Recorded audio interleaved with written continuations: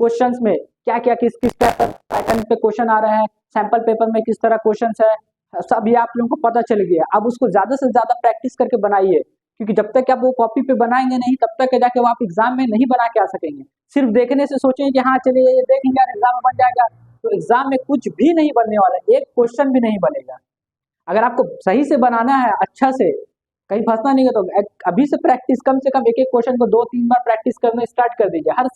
हर chapter से 2-2, 3-3, 4-4 question बनाते रहिए सेट वाइज करके, और आज पूरा प्रैक्टिस में टाइम पार कर दीजिए। खाली प्रैक्टिस कीजिए आज, और कुछ एक्स्ट्रा काम मत कीजिए। रात भर प्रैक्टिस कीजिए, इसका सुबह कुछ मत प्रैक्टिस कीजिएगा। और प्रैक्टिस करने के बाद जितना फॉर्मूला अच्छा से, जब तक फॉर्मूला ही आपको याद नहीं रहेगा तब तक आप कैसे क्वेश्चन को फ्रेम करके फॉर्मूला में अपलोड करेंगे, डालेंगे। जब तक आप फ्रेम करके क्वेश्चन को फॉर्मूला में डालेंगे नहीं तो बनाएंगे कैसे? कैलकुलेशन तो आपको आता है, समझ में भी आ रहा है, सब चीज देख भी रहे हैं, आपको लग रहा है बन जाएगा, लेकिन जब बनाने जाएंगे तो आपसे मुश्किल होगा बनाने में। इसीलिए ज्यादा से ज्यादा उसको जो भी आ रहा है उसको देखिए हम बना पा रहे या नहीं बना पा रहे, और उसको प्रैक्टिस कीजिए।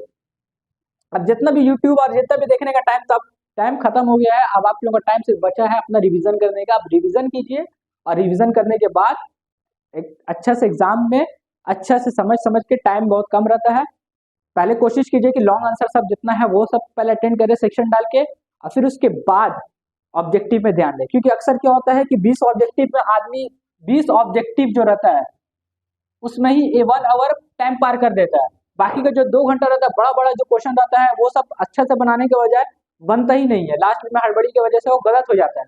तो कोशिश कीजिए इसमें ऑब्जेक्टिव में उतना टाइम वेस्ट नहीं करना है, ऑब्जेक्टिव को लास्ट में करने की कोशिश कीजिए। और जो भी बड़ा बड़ा आ रहा है, सेक्शन डी हो गया जो 5 मार्क्स का आता है, सी हो गया 3 मार्क्स का, बी और बी हो गया 2 मार्क्स का, और ई हो गया 4 मार्क्स का। तो ये तो एप्लीकेशन बेस्ड क्वेश्चन रहता है, इसको तो लास्ट में ही करना है, तो इसमें थोड़ा पढ़ के आपको समझ में, इसमें थोड़ा टाइम गेन लगेगा, इसमें टाइम लगेगा, लेकिन आप ये और ये में ज़्यादा टाइम नहीं लगेगा। आप इसको अच्छा से अगर आप बना लेते हैं इसको 2 घंटे के अंदर अंदर, तो आपके लिए बहुत अच्छा है। आप 1 घंटे के अंदर ये दोनों आसानी से सॉल्व कर लेंगे। अगर अगर इसी में आप 1 घंटा लगा दिए तो फिर आप जैसे ही बी में जाएंगे फिर उसमें भी टाइम लगेगा, क्योंकि 2-2 मार्क्स का क्वेश्चन है, रहता है 2 मार्क्स का, लेकिन बहुत लंबा जाता है, जैसे √2, ये सब 2 मार्क्स में है, लेकिन इसको बनाने में आपको कम से कम 4 से 5 मिनट जरूर लग जाएगा, टाइम बहुत गेन होगा। 3 मार्क्स वाले में जाएंगे आपको टाइम गेन होगा, 4 मार्क्स वाले में जाएंगे तो डी वाला में जाएंगे तो और टाइम गेन होगा। और जब एप्लीकेशन बेस्ड में जाएंगे तो आपको एक